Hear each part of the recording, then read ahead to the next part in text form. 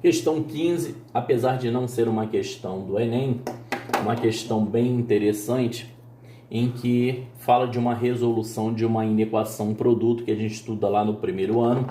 E muitas das vezes o aluno faz aquele quadro de sinais para resolver uma inequação produto e não entende por quê. Aquilo ali é uma representação de uma análise gráfica, só que a gente faz aquele quadro de sinais sem visualizar o gráfico. A gente só analisa o sinal, a variação de sinal de cada uma dessas funções.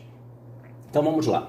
Na figura abaixo estão representadas no plano cartesiano duas funções, função f e função g, definidas no intervalo de 0 a 7, ambos abertos. Então aberto em 0, aberto em 7, o domínio é esse. Seja E o conjunto de números reais definido por... Então, x é um número real, tal que f multiplicado por g é maior que zero. O que ele está querendo dizer com isso? Ele quer o conjunto dos valores de x para os quais o produto dos sinais dessas funções tem que ser positivo. Mas lá da nossa regra de sinais, o produto entre dois sinais será positivo quando eles tiverem o mesmo sinal, ou seja, ambas positivas ou ambas negativas. Mas como que a gente vai entender isso daí graficamente?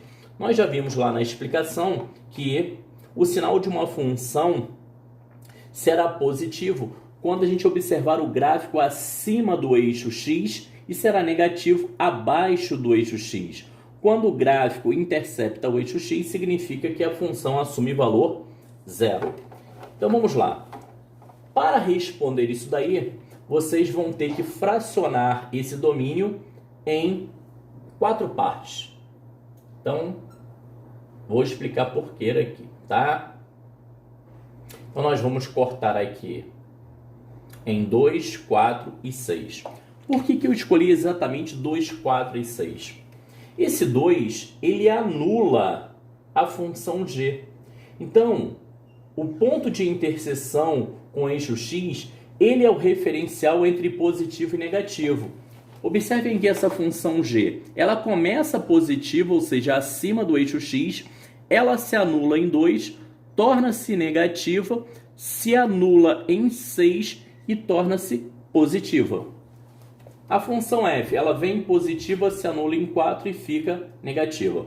Então, por isso que eu escolhi exatamente os pontos de interseções com o eixo x, que são exatamente os zeros das funções. Então vamos lá, eu quero que o produto seja positivo. Então nós vamos analisar o primeiro intervalo que está entre 0 e 2. Como vocês podem ver, ambas estão acima do eixo x, ambas são positivas, logo o produto é positivo. Então esse intervalo aqui me interessa porque o produto é positivo. Se considerarmos entre 2 e 4, uma está para cima, a outra está para baixo, ou seja, uma é positiva, a outra é negativa, o produto negativo não me interessa. Entre 4 e 6, ambas são negativas, então o produto é positivo, isso me interessa. E entre 6 e 7, positivo e negativo não me interessa. Então, pelo que a gente viu aqui, os valores de x devem estar entre 0 e 2 ou união 4 e 6. Opção letra B.